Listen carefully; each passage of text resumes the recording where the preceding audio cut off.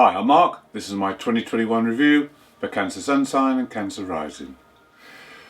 The year ahead is going to be one of change for you. We already have Jupiter and Saturn in your 8th house. The 8th house is about transformation. It's about the nitty-gritty of life. So there'll be lots of changes going on. It's like you've been cocooned over the past year. You've been limited and restricted. And now you want to break out of that cocoon and start to fly. So it's going to be a great year for change. Mars is also on the march this year because last year he was confined to Aries most of the year. Now he'll be going from Taurus right through to Sagittarius during the year. So there'll be many of us having Mars returns. And a Mars return is when the planet returns to the place where it was when you were born. And this happens every 2.5 years. So Mars is a time when also it's great change. If you feel unrest, you'll want to make changes, positive changes. So there's a lot going on this year for you. Sometimes you Cancerians are a little bit reluctant to change. Sometimes the comfort of your shell keeps you secure and you don't want to poke your head out. And this is certainly the case in January because Saturn squares Uranus. Now Uranus will be the urge to change, Saturn will be that shell. You need to pop out of that shell.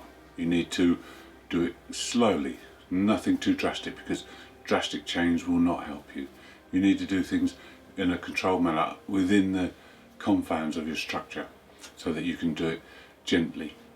Jupiter will try and force you as well because Jupiter also makes a square to Uranus, the planet of change. So Jupiter will want to enlarge things, expand things very quickly.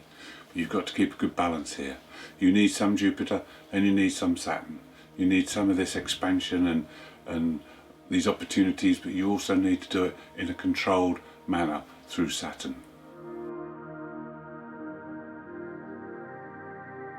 During February there are no less than 6 celestial bodies in Aquarius in your 8th house, and they will all at some point make a square to Uranus. So Uranus is under a lot of pressure. Uranus is in your 11th house. This is where your dreams lie. This is where your goals are set. This is where your ideals are put forward. So you need to be flexible. You can't be too rigid here because you'll need to keep changing. You need to keep reviewing and updating as all these planets go through. The other thing is Jupiter makes 3 quintile aspects to Uranus during the year. Now, I don't usually mention quintiles because they're only small aspects, but they do allow hidden talents to come to the surface, and these could be very useful, things you didn't even know you could do. These could be very useful for the future. Then on the 21st of February, all the planets are moving direct, and this is until May. So this is a good time to then start to put the whole process into action. Make use of the direct energy and connect, because in June the planets will start to go retrograde again, and this slows the energy down and turns it inwards. Chiron, the planet of healing, is in your 10th house and makes a positive aspect to Saturn in February. These two complement each other, they bring out the best of each other. So now you can work in a highly disciplined way. You can resolve any issues, especially surrounding authority figures. And you need to learn to trust in your own authority so that you can push forward on your destined path. In March, Pallas Athena comes and conjuncts Neptune in your 9th house. Now Pallas has the ability of strategy, wisdom, creativity. Neptune brings spirituality and imagination. So this is a great time to get in touch with the spiritual side of things, to learn something metaphysical, to apply this wisdom and knowledge to your beliefs. Also it's a good time for creative pursuits, for writing. It's also a good time for planning and strategy, so you can plan adventures or plan holidays in the future. In May we have the first lunar eclipse of the year. The moon in your 6th house is conjunct the South Node. This is all about the past and past behaviours. The sun is in your 12th house conjunct the North Node. This is all about the future and where you're going and learning new things. This particular cycle of eclipses belongs to Saros 5 South, and they're renowned for bringing good news, for joy and happiness. So this is a good time to align yourself with those planetary energies. Then in June we have our first solar eclipse, and this is in the 12th house again, but this time the Sun and Moon are conjunct Mercury, and it's in Gemini. So we have a very mercurial feel to this one. Also, the eclipse is square to Neptune, so this is a very spiritual side to it. It's in your 12th house, so it's a very intuitive, spiritual solar eclipse. So if you can attune yourself to these energies, it will be very beneficial.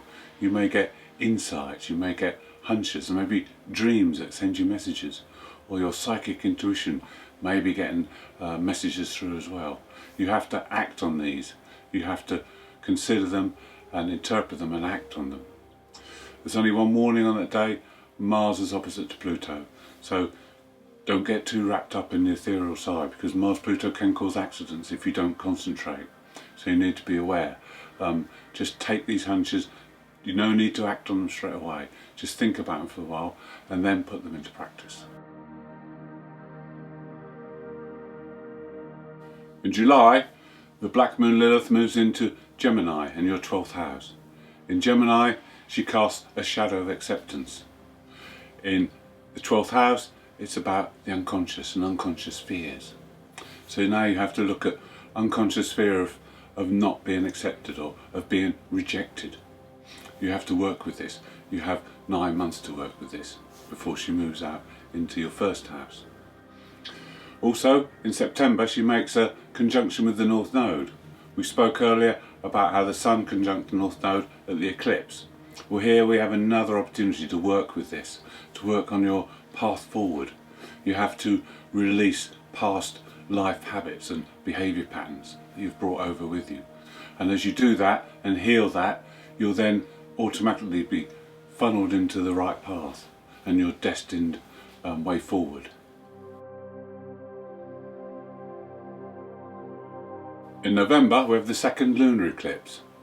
This one is of the same series as the first one in May, but this time it's across Taurus and Scorpio. This is your 5th and 11th house. So this is a very much more creative one. Jupiter is square in this eclipse, so it's opportunities as well. This is one to expand. This is going to be really good news. It may be that you have to redefine your ideals yet again, your dreams yet again, but there could be good opportunities here.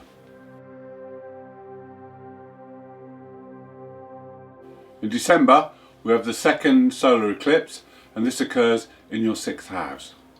Now this one is of the same series as the one in June, so again you'll have these sudden flashes or hunches that you need to do things or look into things.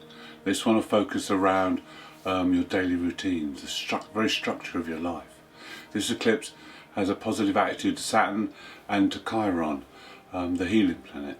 So you can examine your structures, you can examine your day-to-day routines, you can examine your health and your diet and your exercise.